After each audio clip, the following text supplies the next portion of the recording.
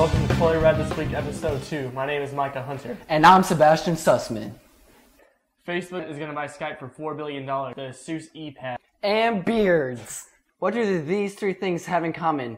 Elementary school, show and tell, and semi-automatic weapons.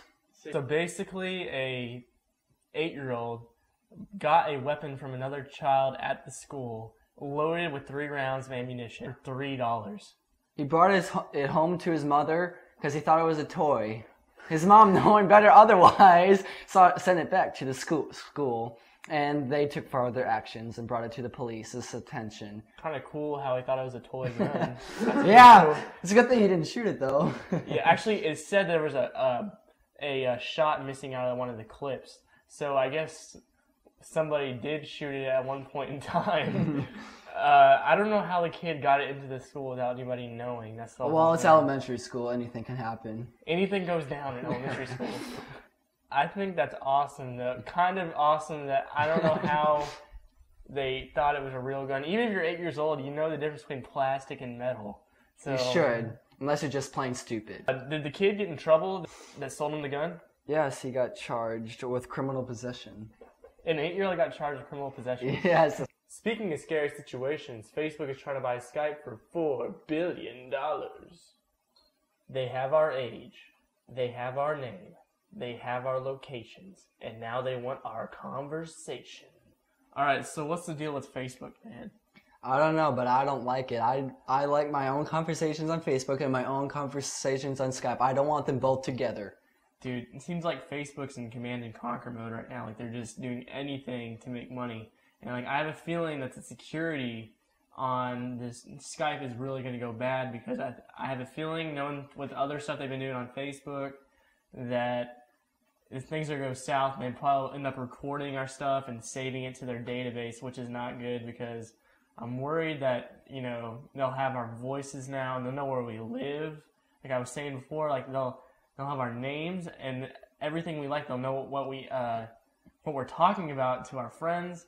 And then they'll have advertisements, so they'll probably end up selling all this to other companies, you know, to make money in the future, 5 years down the road. Not only that, but the viruses Facebook contains now could spread onto Skype and just make the whole system just go to a complete wreck. I'm not really worried about viruses, but I'm more worried about just spam. It seems like Facebook's going to be spammed, like just a ton of it. And on Skype right now, there's nothing, so I think they're going to mix together. I have a feeling the interface of Skype is going to get a whole lot worse, and it's going to get overpopulated because probably going to integrate everything with Facebook on Skype, and there's going to be millions of people compared, like, added on to what there already is now. Yeah, it's not a good deal for all the Skype users. Be careful.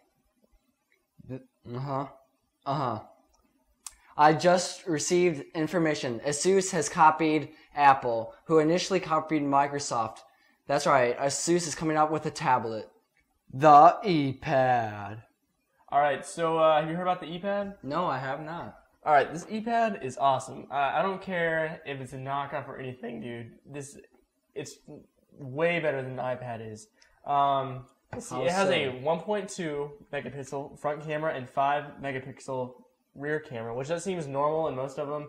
But what I think separates this thing apart, which is awesome, which I think others can do this, but this seems way better, is the laptop dock. Like, you know, the Motorola Atrix is kind of similar like that, but you actually use this as the screen. So it's kind of like the Zoom I'm using right now it'd be the screen right here, and then you'd have a laptop station or dock or whatever you plug it in. I think that's what separates this from other things, and the memory in it is 16 to 32, standard to any other device, but definitely top dog. Alright, did you hear about these mountains of tires in Connecticut?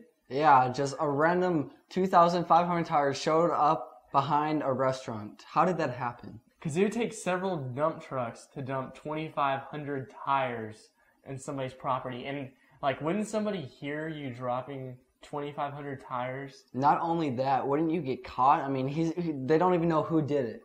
That's crazy. Dude, that's pretty legit. I'm proud of the person that pulled this off without getting caught. Oh yeah, high five, man. I wouldn't be mad if I was the guy who got 2,500 tires dropped on his thing. 'Cause I would just sell all of them. I mean, think how much rubber costs. If I ever had a flat tire, I'd be like, I'm gonna go get some out of my change of extra tires. You know? Now to our most important story: beards. The most patriotic man in America also has the biggest beard in America. Coincidence? I think not. Gary Whittle has been growing out his beard for the last 10 years, ever since the 9/11 terrorist attacks. He just recently cut it earlier this week. So this guy is obviously the most patriotic man in America. That we know of. I mean, if you're gonna sacrifice 10 years of your life to growing a beard, I mean, I think this guy should have been on the news the last 10 years showing off his beard.